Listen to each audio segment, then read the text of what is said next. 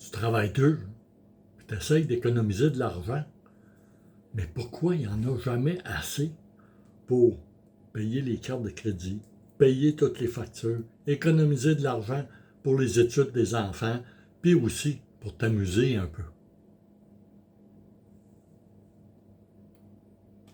Si toi aussi, tu veux réussir à équilibrer ton budget, je te propose dans cette vidéo des balises pour différents groupes de dépenses. C'est facile à mettre en place, puis c'est simple, puis ça va t'aider à vivre selon tes besoins. Si tu n'as pas fait les devoirs ni les exercices qui étaient prévus dans la vidéo 2 du secret numéro 1 pour avoir un budget équilibré, je t'invite à revoir la vidéo et de faire les exercices. C'est très important de faire les exercices. C'est avec les pratiques, la pratique, que tu vas réussir. Si tu fais rien, s'il n'y a pas d'action, ça ne donne rien.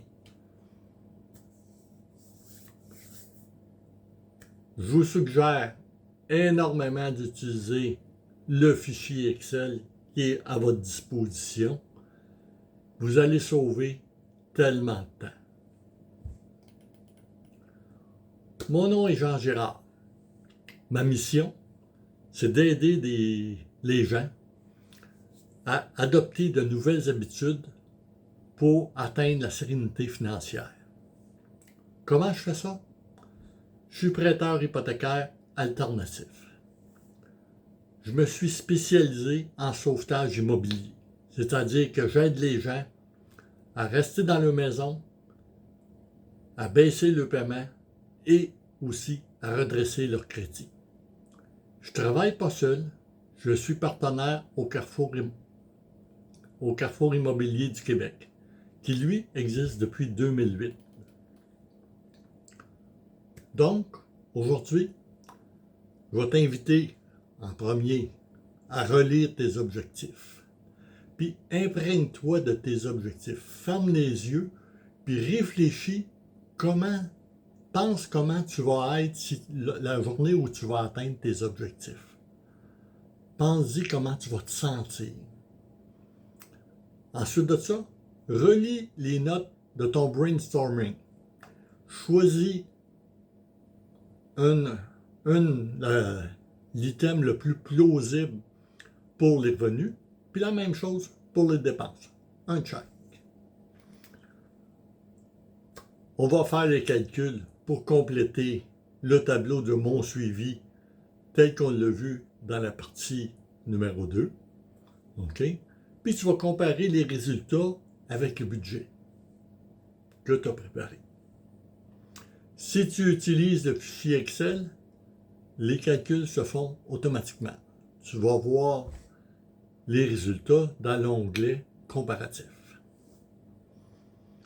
Aujourd'hui, la règle que je vais te parler a été mise de l'avant par Elizabeth Warren, qui est une sénatrice américaine et qui a consacré une grande partie de sa vie pour les finances personnelles.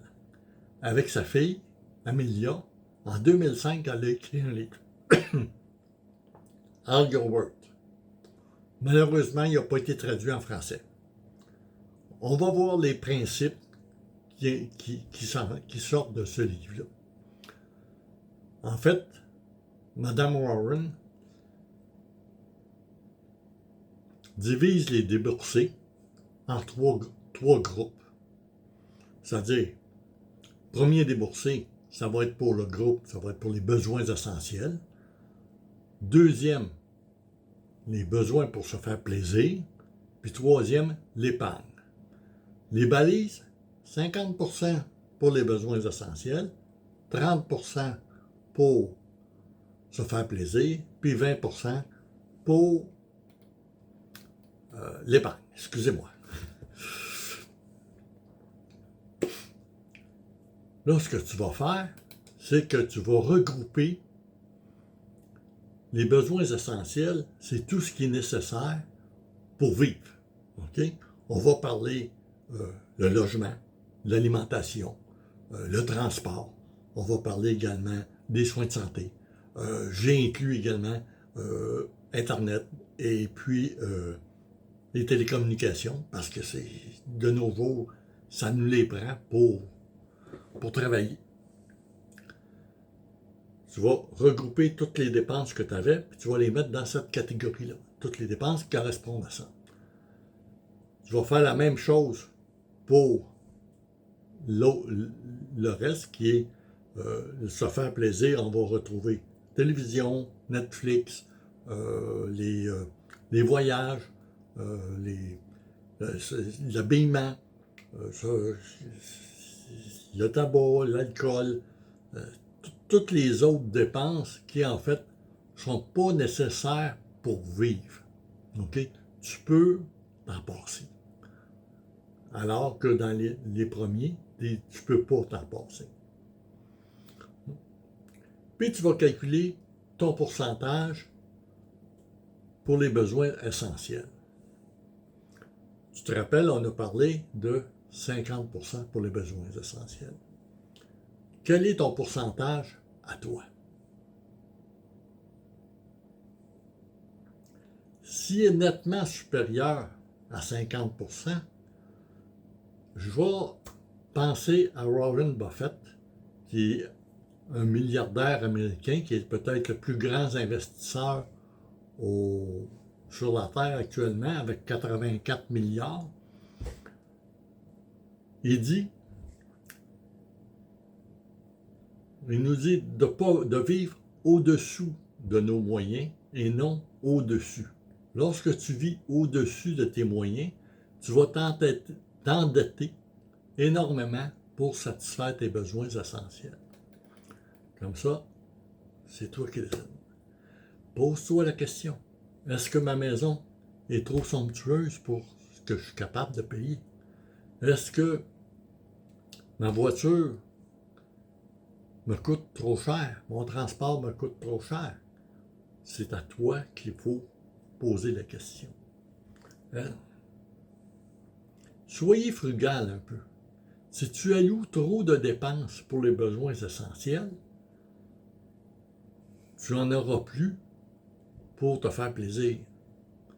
Puis lorsqu'il n'y a plus de dépenses pour se faire plaisir, à un moment donné, on se sent frustré, puis là, ça explose.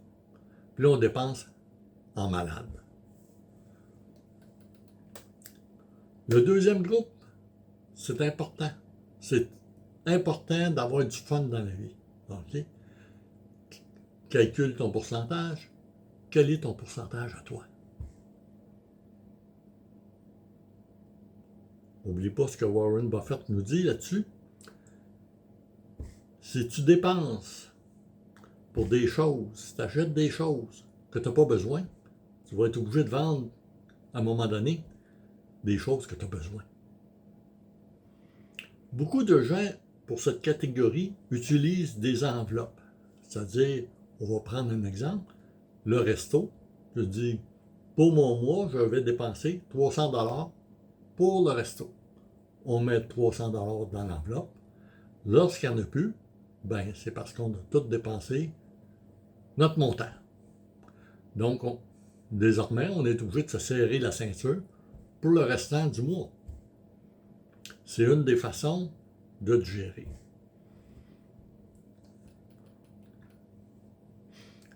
Pour les vacances, budgète tes vacances mois par mois pour lorsque tu vas partir en vacances, que tu aies l'argent pour partir en vacances.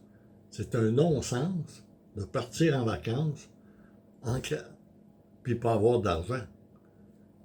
Non seulement quand tu vas revenir de vacances, tu vas être plus pauvre qu'avant d'être parti, puis ça va te stresser parce que tu n'auras pas nécessairement l'argent pour les payer. Le troisième groupe, on avait parlé de 20% qui était consacré à l'épargne. Quel est ton pourcentage à toi?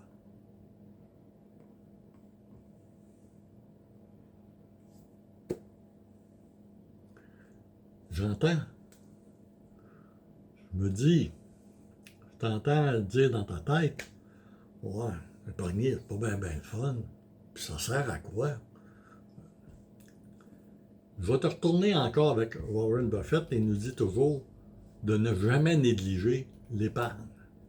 Et surtout, épargne pas après avoir dépensé, épargne puis dépense ce qui reste. Ça veut dire qu'il faut que tu te payes en premier. Quand tu reçois ton salaire, tu programmes un transfert automatique du montant qui est déposé pour qu'il soit transféré dans ton compte épargne. Tu le fais automatique, puis tu vis avec ce qui reste. Si tu ne le fais pas automatique, tu dis je vais le faire manuel, première chose que tu vas savoir au bout de 3-4 mois, tu ne le feras plus. Fais-les automatique. L'autre point, tu reçois un bonus de 10 000 $, mettons, de ton patron parce que tu as fait une super belle job. Tu fais quoi avec les 10 000? Tu pars, tu vas t'acheter une moto. Tu pars en vacances.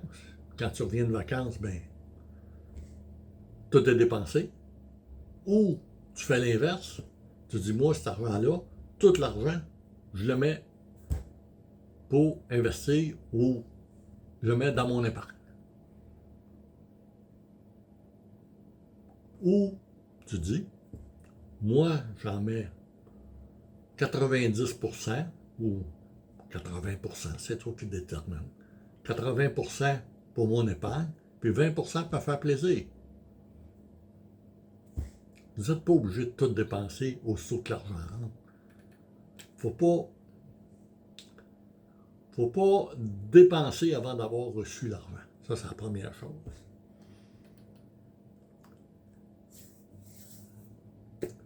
Ouais, ben, tu sais, moi, 50, 30, 20, on pas bien ça, puis ça correspond pas à moi, puis ces choses-là, puis bon, c'est pour moi.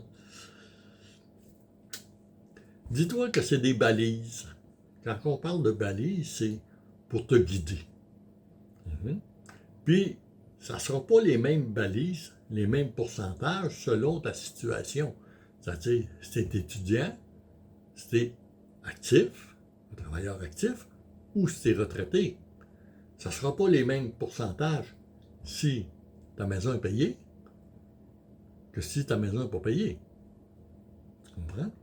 C'est-à-dire que si ta maison est payée, tu vas peut-être prendre 30, 40, faut que j'arrive là, 30, 40, 30, tout simplement.